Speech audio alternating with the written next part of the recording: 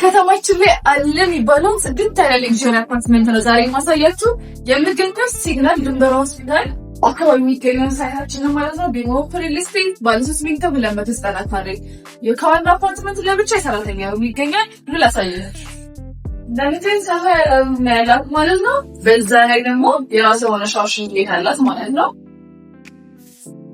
በፊኒሽ ነው ተጠቃሚ የምናዘከው ይሄንን ቤት እንደምትሰራው ዋና አፓርትመንት ለብቻ ነው የሚገኘው።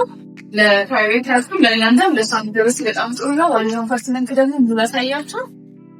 ከዛ በፊት ዋና መግቢያ በፕሮፊል ምን ይመስላል ካዝናበር በመባል ነው የሚታወቀው። ከኋላ ሁለት አጠቃላይ 6 መቆለፊያ ያለው ማለት ነው። ሎካሉ እዚህ ጋር እንደምታዩት ነው።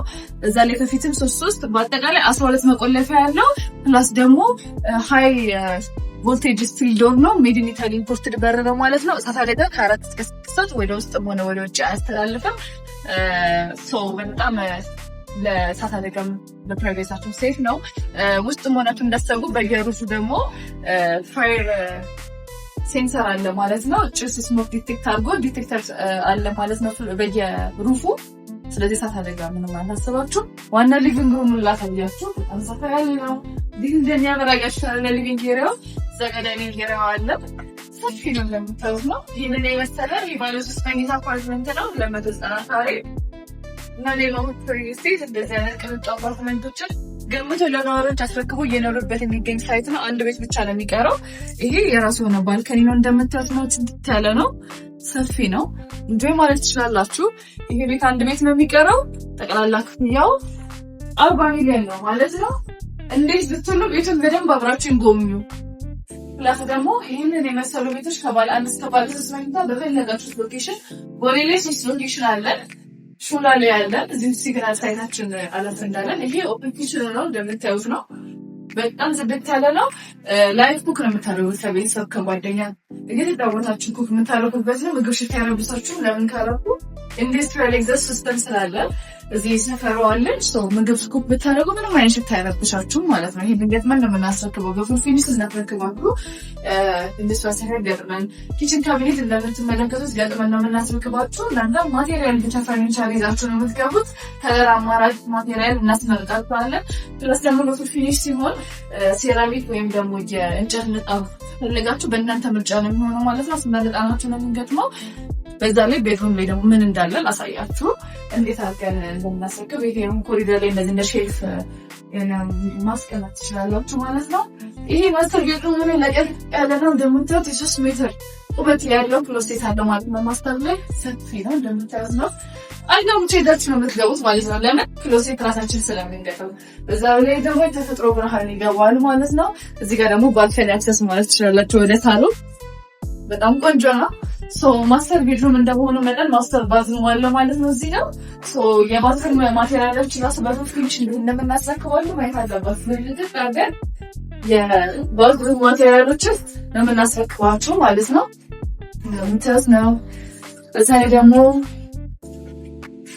እጅ መታጠቢያው ጋር ሴንሰር መስታወት ነው እንገጥመው ማለት ነው።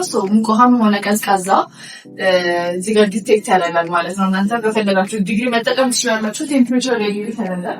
እንደዚህ ጥቅጥቅ አድርገን ነው በፊኒሽ የምናስረክባቸው። አሁን እዚህ ሲግናል ሳይታችን ላይ 3 ቤድሩም 290 ካሬ እና በሌላ ቪዲዮ ደግሞ 260 ካሬ አፓርትመንት አለ ማሳያችሁ። 2 ቤት ብቻ ነው የሚቀረው፣ ሌላውን ነዋሪዎች እያኖሩበት ነው።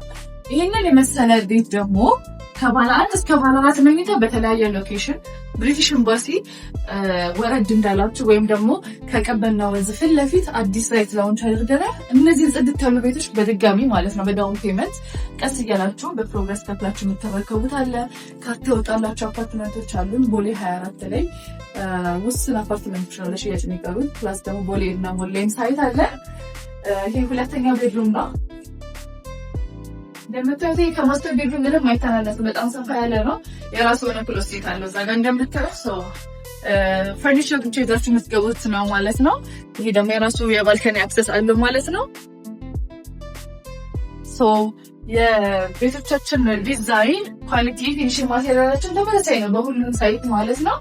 እነዚህ ግን በተለያየ ካሬ ማለጫው እነዚህ ሰፋ ለቀቅ ያሉ ቤቶች ናቸው። ካሬው ደግሞ ቀነስ ብሎ ዋጋው ቀነስ ብሎላችሁ ሎኬሽን ለውጥ ደግሞ ከፈለጋችሁ ቦሌ ድራሞል ላይ ያለን፣ ቦሌ አትላስ ላይ ያለን፣ ቦሌ ራማዳ ሆቴል አጠገብ አለ፣ ቦሌ 24 ደግሞ ብሉ ስካይ ሆቴል አጠገብ አለ። ይሄ ኮመን ባዝሩም ነው ለአንደኛ መኝታ ቤትና ሌላ የልጅ መኝታ ቤት አለ። ይሄ እንግዳ የእጅ መታጠቢያ እንግዳ እንደመጣ የሚታጠብበት ላውንደሪ ስፔስ እና ስቶር ማድረጊያ ቦታ ደግሞ እዚህ ጋር አላችሁ። ይሄ ባዝሩም ነው ማለት ነው። እንደምትለው ማቴሪያል ኳሊቲ የሚገጥመው ሰው እንደዚህ ታድርገን ነው የምናስረክባችሁ። ይሄ ብቻ አይደለም ማለት ስሜታ ሲሆን የቤተሰብ ቤት ነው የሚሆነው። የልጆቻችሁ ሩም ሁሉ ያሳያል።